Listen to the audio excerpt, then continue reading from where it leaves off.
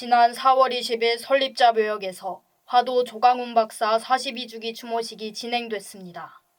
이날 추모식은 코로나19로 인한 집회 및 행사 제한 의제에 따라 김종환 총장과 조선영 이사장, 정지만 교장을 비롯해 고인의 유족, 화도 기념사업회 임원 등 많은 내빈이 참석한 가운데 거행됐습니다. 추모식은 개식사와 고인의 양력 소개로 시작됐으며 내빈의 추모사 낭독이 진행됐습니다. 조선영 이사장은 화도 조강훈 박사가 세운 건화기념을 중심으로 광운인이 한마음으로 이를 계승하고 발전시켜 나아가기를 강조하며 추모식의 의의를 전달했습니다. 김종환 광운대 총장은 국가 미래를 위해 인재 양성에 힘쓴 설립자에 대한 존경과 사랑을 표하며 이를 본받아 인류 발전과 인재 양성에 정진할 것을 다짐하며 설립자를 기렸습니다. 마지막으로 정지만 교장은 교육을 통한 국가와 민족 발전에 큰 힘이 된 화도 조강훈 박사에 대한 존경과 감사의 마음을 담아 추모사를 낭독했습니다. 이날 추모식은 고인의 유족을 시작으로 행사에 참여한 내빈들이 설립자 묘역에 헌화 및 묵념을 하면서 마무리됐습니다. 내빈들의 추모사 낭독은 설립자의 추모식을 더욱 뜻깊은 자리로 만들었습니다. 우리 광운이는 화도 조강훈 박사의 이념을 계승하고 발전시켜 나갈 겁니다. 지금까지 KWBC 김태은입니다.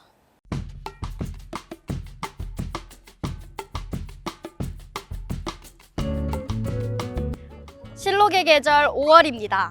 실외 마스크가 해제되면서 광운대 학생들은 종강 전부터 힐링 여행을 계획하고 있을 것 같아요. PD님, 바다 여행이 너무 가고 싶은데 어디 좋은 곳 없을까요? 맞아요. 제주도 바다 너무 좋죠. 아마 제주도 여행을 미리 계획하고 있는 학생들도 있을 겁니다. 그래서 오늘 달글별글에서는 여러분들이 제주도 여행 가기 전 제주 방언 몇 가지 배워볼 수 있도록 준비해봤습니다. 달글별글에 혼자 없어.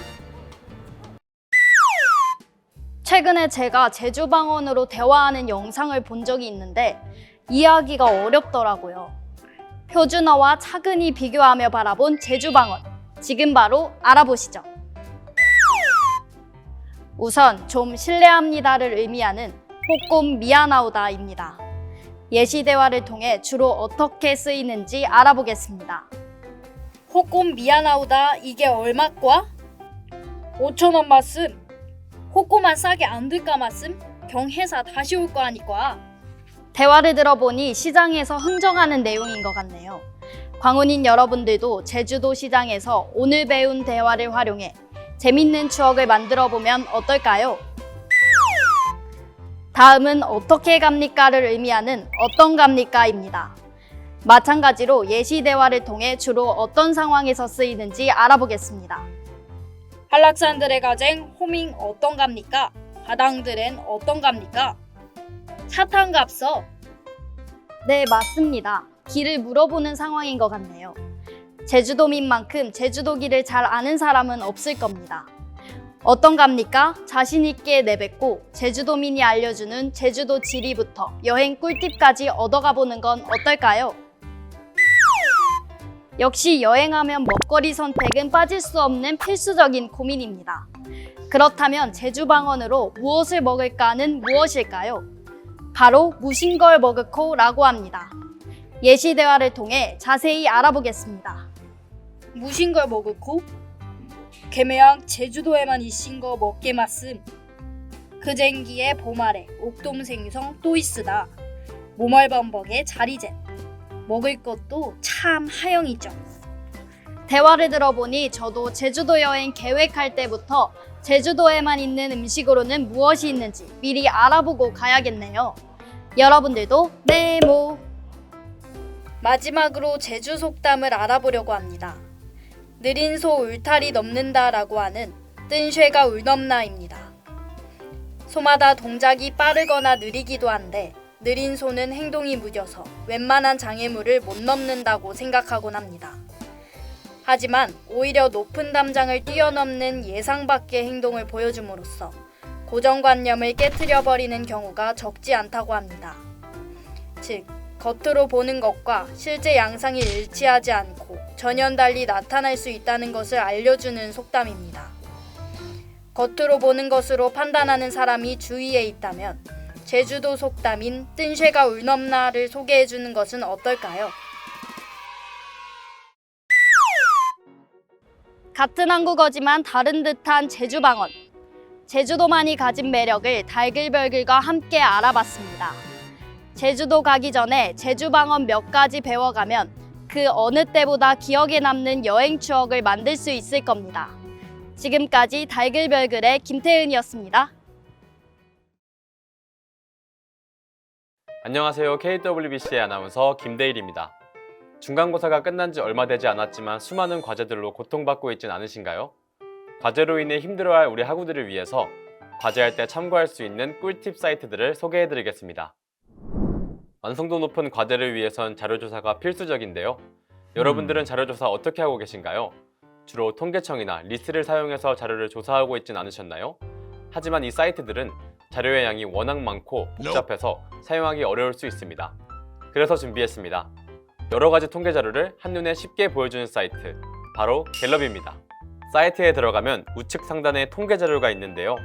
거기서 갤럽 리포트를 클릭하면 가벼운 주제부터 무거운 주제까지 다양한 조사 결과가 나옵니다. 한국인이 좋아하는 TV 프로그램을 한번 클릭해 볼까요? 들어가 보시면 조사 개요, 요약, 조사 결과 등을 이미지와 함께 아주 자세하게 확인해 볼 수 있습니다. 이처럼 독특한 주제들이 많아 다양한 분야의 과제에 활용하기 좋습니다. 참고할 수 있는 두 번째 사이트는 바로 썸트렌드입니다. 이 사이트는 빅데이터를 기반으로 한 사이트입니다. 사이트에 들어가서 자신이 찾고자 하는 키워드를 입력하면 해당 키워드에 대한 언급량, 연관어, 긍정적 혹은 부정적 반응을 분석해주는 사이트입니다. 언급량 추이를 통해 언급량이 가장 많았던 채널부터 가장 많이 언급됐던 일자, 전년 동기간 대비 언급량 증감률을 확인할 수 있습니다.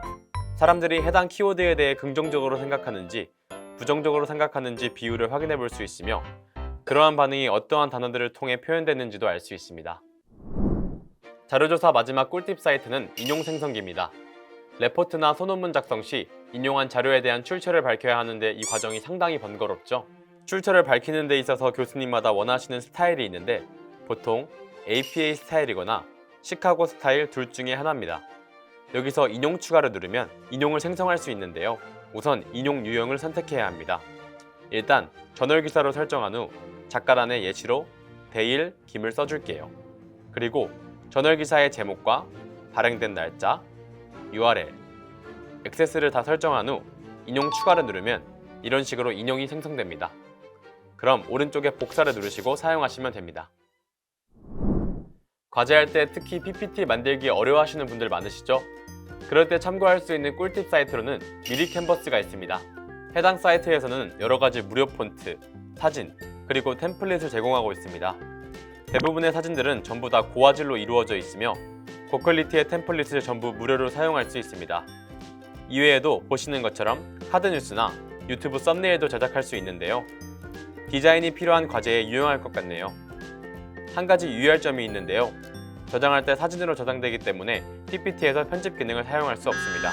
하지만 완성본으로 저장되는 만큼 폰트가 깨지거나 하는 일은 없다는 장점이 있습니다. 과제할 때 참고할 수 있는 여러 꿀팁 사이트들을 살펴봤는데요. 도움이 좀 되셨나요? 알려드린 꿀팁들로 더 완성도 있는 과제를 제출하고 앞으로 남은 대학생활 꼭 좋은 학점으로 마무리하시길 바랍니다.